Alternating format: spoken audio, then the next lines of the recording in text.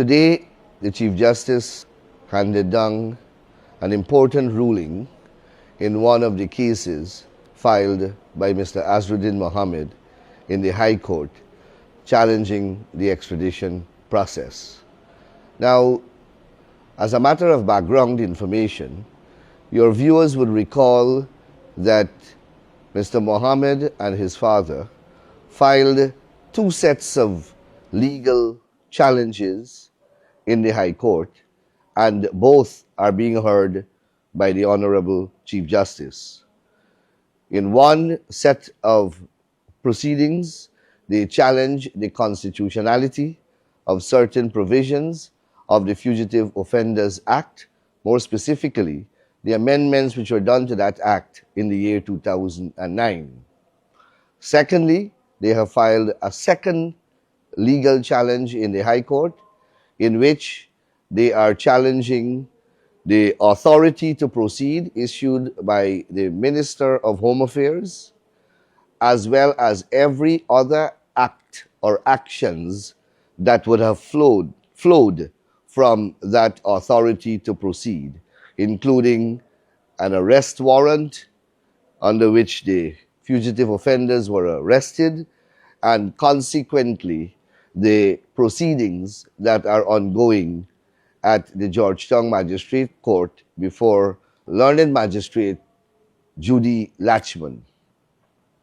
In that second proceedings, they are contending that the minister is biased, the government of Guyana is biased, the president is biased, the attorney general is biased, the vice president is biased, and the entire government architecture is biased because Mr. Azharuddin Mohammed is a political competitor to the government and was a political competitor to the government at the recently held elections, and therefore, as a result of that bias, the authority to proceed is defective and everything that flowed therefrom is defective.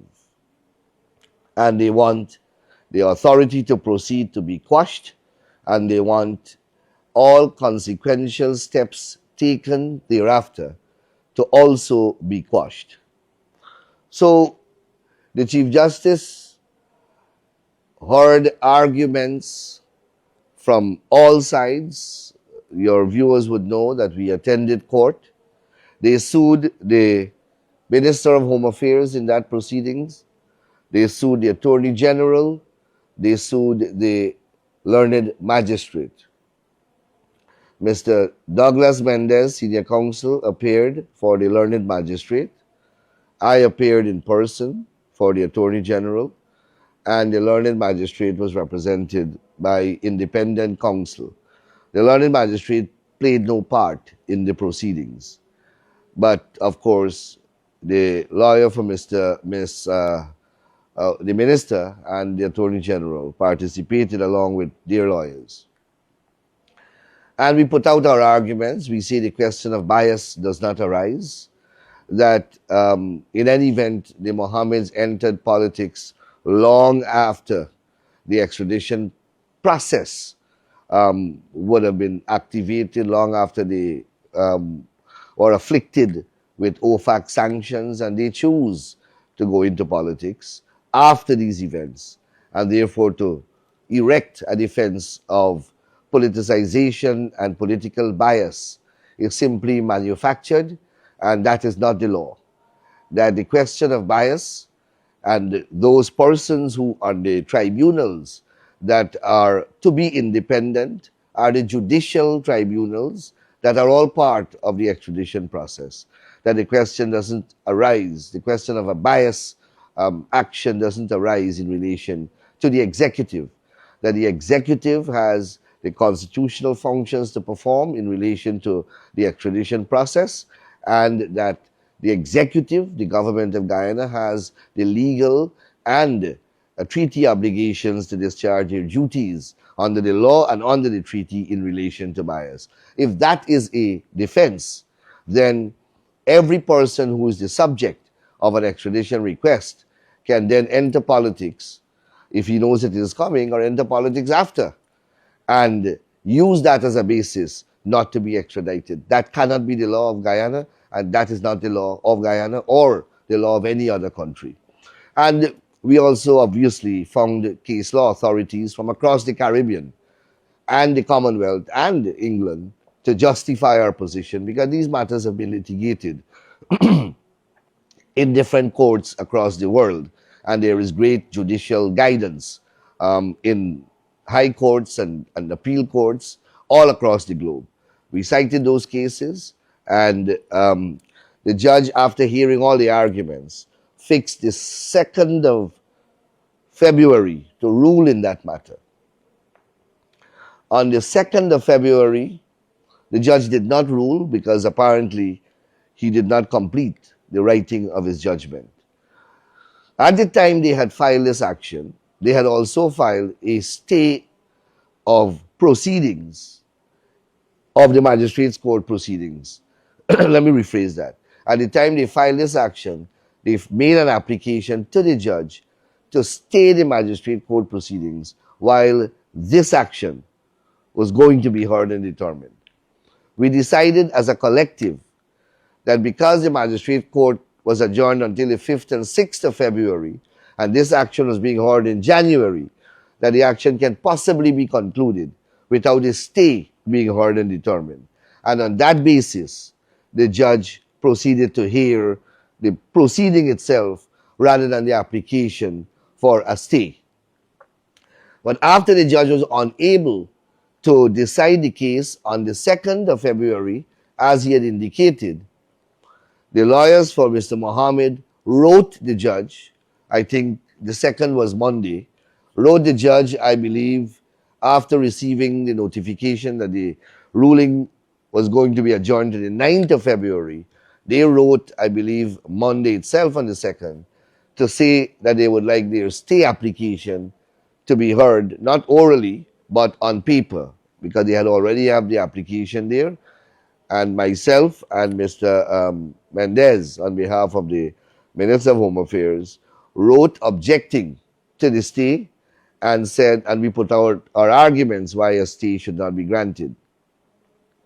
It's against that backdrop that the judge brought back his ruling from the 9th of February, which was supposed to have been delivered on the 9th of February, and delivered it today.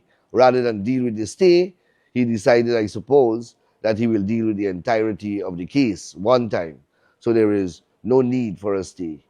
And he delivered that ruling this afternoon. And we all received it by email. And in that ruling, he dismissed the action or the proceedings filed by the Mohammed in which they are claiming the bias. He adopted our submissions.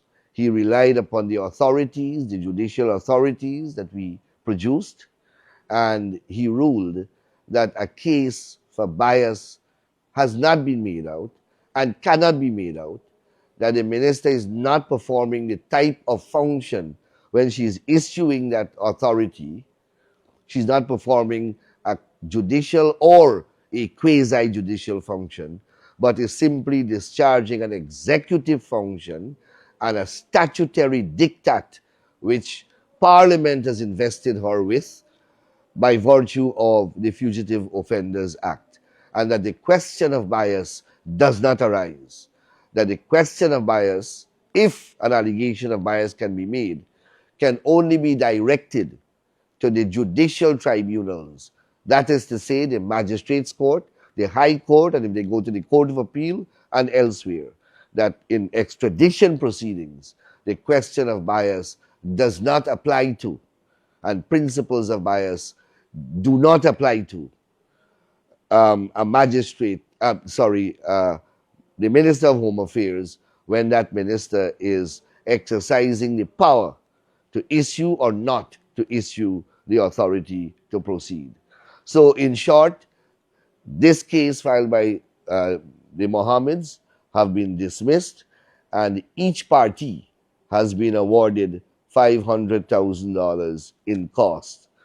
That is to say, the Attorney General 500,000, the Minister of Home Affairs 500,000, and the learned magistrate Judy Latchman 500,000 in costs each. So that has brought the end of this set of legal proceedings in the High Court filed by Mr. Mohammed. There is another set, as I said at the commencement of this interview. That is the one in which they are challenging the constitutionality of provisions of the Fugitive Offenders Act. That proceeding is still pending, and those proceedings are scheduled for ruling, I believe, on the 16th of February. All arguments have also been heard by the judge from all sides, and written submissions made by all sides, and that is scheduled for ruling. And that will dispose of their second proceedings in the High Court, whichever way the court rules. Just as an update, the magistrate court proceedings are expected to continue tomorrow and Friday, and we will see how it unfolds from there. So that's the update I would like to provide. Thank you very much.